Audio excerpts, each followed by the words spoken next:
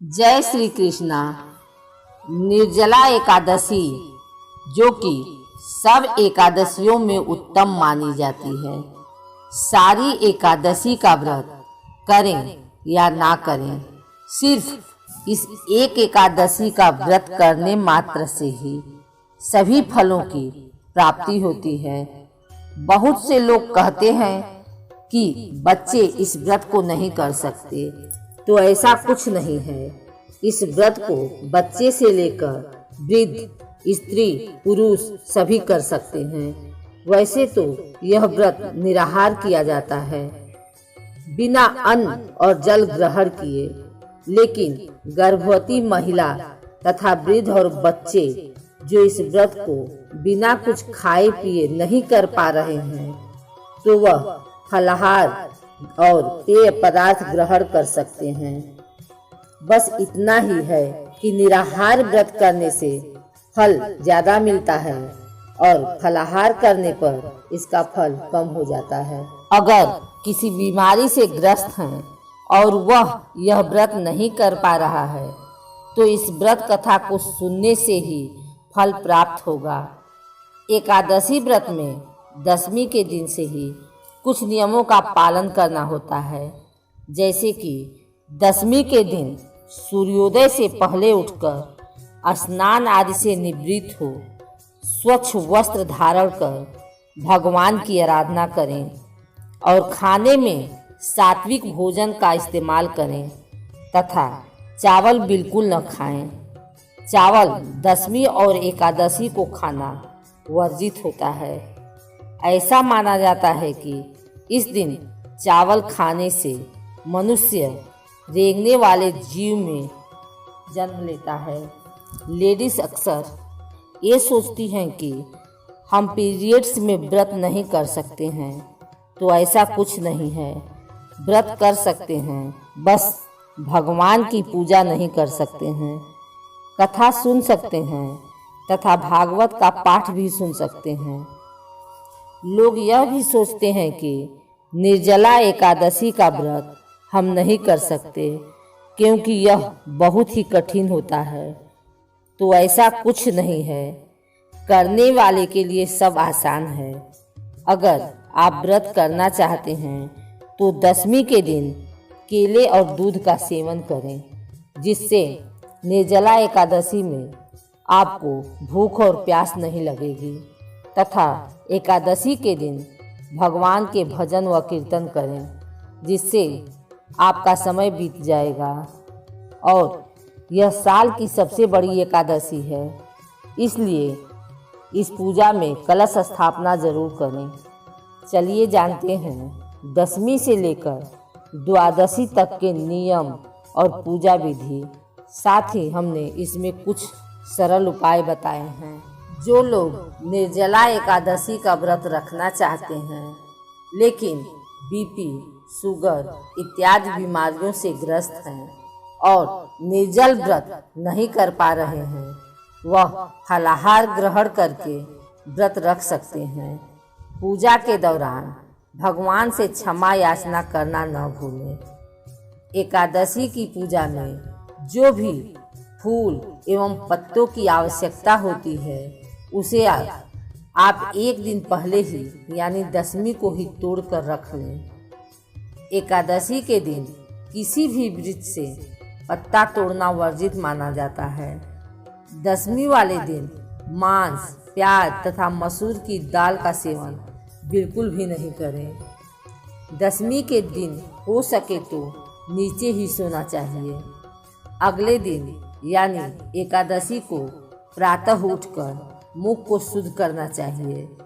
अगर आप ब्रह्म मुहूर्त में उठते हैं तो यह और भी अच्छा है, नहीं तो प्रातः 6 से 7 बजे तक उठने का प्रयास करें। फिर स्नान आदि कर सबसे पहले अपने घर के मंदिर में इस प्रकार संकल्प लेना चाहिए कि आज मैं दुराचारी, चोर व पाखंडी व्यक्तियों से बात नहीं करूँगा, किसी से कड़वी बात नहीं करेंगे, उसका दिल भी नहीं दुखाएंगे। गाय, ब्राह्मण आदि को फलाहार व अन्न का दान देकर प्रसन्न करेंगे। रात्रि जागरण कर कीर्तन करेंगे। ओम नमो भगवते वासुदेवाय इस 12 अक्षर मंत्र का जाप करेंगे। राम, कृष्ण इत्यादि विष्णु सहस्त्र नाम को कंठ का आभूषण बनाएंगे। इस प्रकार प्रण करने के बाद श्री हरि विष्णु का स्मरण कर प्रार्थना करना चाहिए। यह तीनों लोकों के स्वामी, मेरे प्राण की रक्षा करना मेरी लाज आपके हाथ है, अतः इस प्रण को पूरा कर सकूं ऐसी शक्ति मुझे देना प्रभु। इसके बाद कलश स्थापना कर फल, फूल, धूप, गंध आदि से पूजा करें। एकादशी की कथा कहनी है, सुननी चाहिए। फिर एकादशी माता की आरती भी करनी चाहिए। यदि अज्ञानवश किसी निंदक से बात कर बैठी तो इस दोष के निवारण के लिए भगवान सूर्य नारायण के दर्शन करके धूप दीप से श्री हरि की पूजा अर्चना कर क्षमा मांग लें।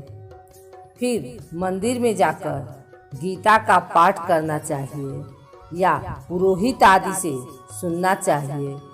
अगर मंदिर जाना ना संभव हो तो फिर आप इंटरनेट पर भी सुन सकते हैं।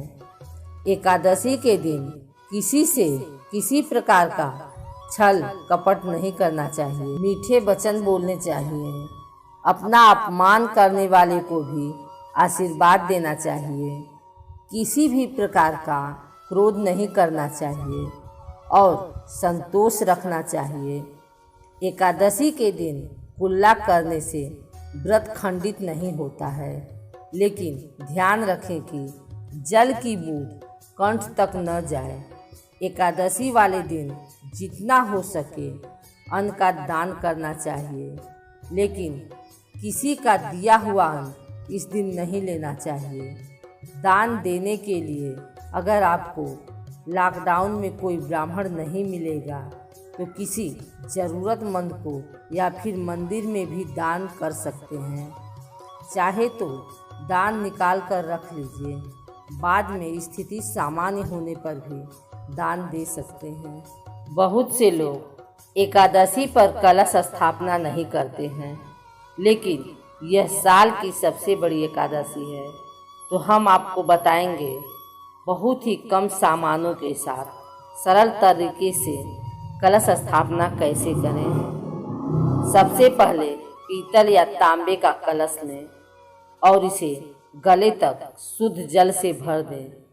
फिर इसमें थोड़ा सा गंगा जल मिला लें। अगर आपके घर में गंगा जल उपलब्ध नहीं है तो तुलसी के 2 पत्ते डाल लें। पानी में तुलसी के पत्ते डालने से यह गंगा जल के समान हो जाता है। याद रखें, एकादशी के दिन पत्ते नहीं तोड़ना है। एक दिन पहले ही जो भी फूल या पत्ते तोड़ने हैं तोड़कर रख लें। कलश को 5 बार रक्षा या मौली से बांध लें।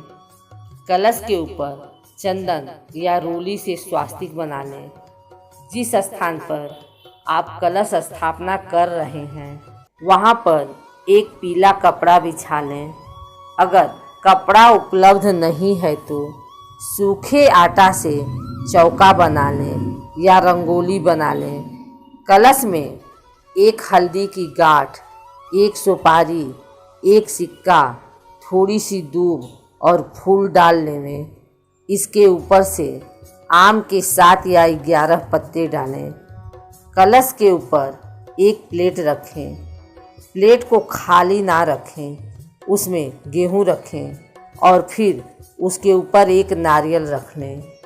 इस तरह से कलश स्थापना पूरी हो गई।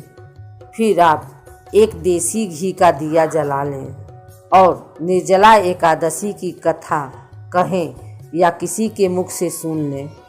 निर्जला एकादशी पारण से संबंधित जानकारी व्रत वाले दिन दी जाएगी। अगर आपको यह जानकारी अच्छी लगी हो तो चैनल को ज़रूर से सब्सक्राइब कर लीजिए।